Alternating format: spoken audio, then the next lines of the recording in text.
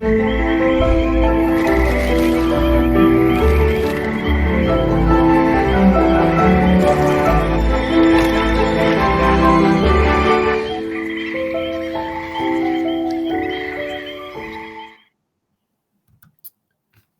à toutes et tous, nous sommes le 2 février et nous célébrons comme chaque année à cette même date la Journée mondiale des zones humides. Alors pour mieux comprendre cette notion, je vous propose de partir à la découverte des Marais de Saint-Gon, qui est une illustration marnaise de ce type de milieu naturel et qui s'étend sur 13 communes du département. Pour en discuter, j'ai le plaisir aujourd'hui d'échanger avec Manon Morzadek. Bonjour Manon. Bonjour Mickaël, bonjour à tous. Manon, tu es donc au sein de la DDT en charge des dossiers qui sont liés à la biodiversité. Oui, alors je suis chargée de mission biodiversité Natura 2000 au sein du service eau, environnement et préservation des ressources, et plus précisément au sein de la cellule nature et paysage. Et c'est à ce titre que je travaille sur les sites Natura 2000. Alors justement, commençons par nous intéresser un peu plus précisément à cette classification des sites Natura 2000. Peux-tu nous en dire quelques mots? Alors, le réseau Natura 2000, c'est un réseau européen qui est constitué d'un ensemble de sites naturels, donc qui peuvent être à la fois terrestres et marins, qui visent à assurer la survie sur le long terme des espèces et des habitats qui sont particulièrement menacés et qui présentent de forts enjeux de conservation en Europe. Donc, c'est une démarche qui est fondée sur 2 directives, la directive oiseaux et la directive habitat faune-flore. Donc, c'est 2 directives qui vont lister en fait les habitats et les espèces qui sont menacées. Donc, l'objectif sur ces sites, c'est à la fois une gestion équilibrée et durable, tout en tenant compte des préoccupations économiques et sociales qu'il y a sur ces territoires. Donc, sur chacun des sites Natura 2000, on va constituer ce qu'on appelle un comité de pilotage, donc qui réunit un certain nombre d'acteurs en lien avec ce site Natura 2000. Donc, il est sous l'autorité du préfet.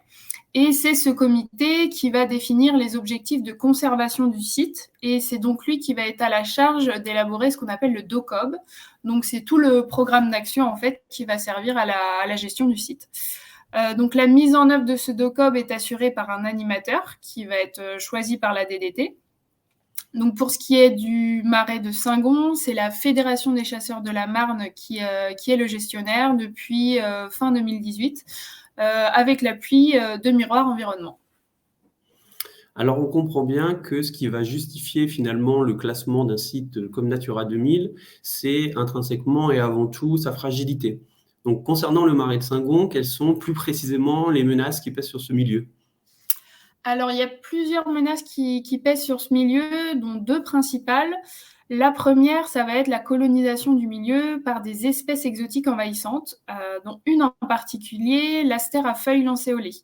Donc, une espèce exotique envahissante, qu'est-ce que c'est? C'est une espèce qui a été introduite par l'homme, donc volontairement ou non, et qui menace les habitats naturels et ces espèces. Donc, l'astère, c'est une espèce qui provient d'Amérique du Nord, qui a été introduite en France en tant que plante ornementale et qui s'est naturalisée dans le milieu naturel. Donc, elle aime particulièrement les milieux humides et elle se développe donc très bien, trop bien même, dans le marais de Saint-Gon, où elle recouvre présentement plus de 40 hectares. Donc, elle menace les espèces végétales et animales qui dépendent de ce milieu, comme par exemple les communautés typiques de la tourbière qui sont très, très vulnérables. Seconde menace qui pèse sur ce milieu, ça va être le problème de gestion des niveaux d'eau. Donc cette gestion, elle est assurée par un système de 7 vannages qui régule en fait les écoulements d'eau qui arrivent dans le marais. Et c'est ça qui va conditionner l'humectation de la tourbe et donc la préservation et la pérennité du milieu. Et actuellement, on va plutôt tendre vers un assèchement du marais, notamment en raison d'un défaut de gouvernance efficace de ces ouvrages, de passes à poissons qui sont mal dimensionnés et de l'absence de règlement d'eau pour certains vannages. Voilà, donc au-delà de ces 2 problèmes, il y en a également d'autres, à savoir l'extension des terres cultivées qui vont prendre le pas sur les milieux naturels, la dégradation de la qualité de l'eau, la fermeture du milieu de par la déprise agricole et l'abandon du pâturage. Et ponctuellement, on a aussi des dépôts de déchets sauvages. Alors, face à ces différents risques et ces différentes menaces que tu viens de nous décrire, quelles sont donc les actions qui sont entreprises par la DDT avec ses principaux partenaires pour contribuer à la sauvegarde du site des Marais de Saint-Gon? Alors, concernant les 2 actions prioritaires que j'ai évoquées précédemment, on a ajouté récemment une nouvelle mesure au DOCOB contre la lutte, des espèces exotiques envahissantes. Donc là, l'idée, on cherche à la fois à prévenir l'arrivée de cette plante au sein des sites qui sont épargnés à l'heure actuelle. Donc ça passe par un gros travail de sensibilisation des acteurs sur le terrain, donc sensibilisation qui va être effectuée par l'animateur du site. Et ça passe par l'adoption de pratiques qui vont limiter le risque de propagation des espèces exotiques envahissantes. Donc comme par exemple éviter de mettre les sols à nu. Ça favorise beaucoup la germination de l'astère à feuilles lancéolées. Et au-delà de ce travail, on cherche aussi à lutter contre cette plante au sein des sites qui sont déjà colonisés.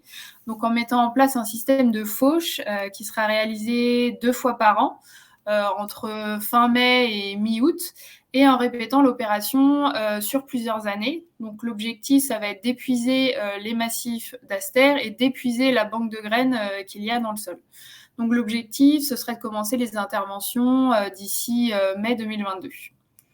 En ce qui concerne la gestion des niveaux d'eau, il y a une volonté très forte de la part des parties prenantes d'améliorer les connaissances hydrauliques et hydrologiques du secteur. Donc une étude hydraulique globale du Marais est en cours d'élaboration actuellement et elle servira de base à la mise en place d'un programme de travaux qui visera à assurer en tout temps la bonne humectation du Marais et donc maintenir les habitats naturels et les espèces qui y sont associées. Alors Manon, je te remercie de t'être prêté au jeu des questions-réponses pour nous faire découvrir ce bel écosystème. Vous pourrez retrouver sur notre site intranet des informations complémentaires à la fois sur les marais de Saint-Gon, mais également sur les zones humides. N'hésitez pas à les consulter et n'hésitez pas non plus à nous faire part de toutes vos suggestions de thématiques pour valoriser vos projets et pour valoriser vos actions. À bientôt. À bientôt!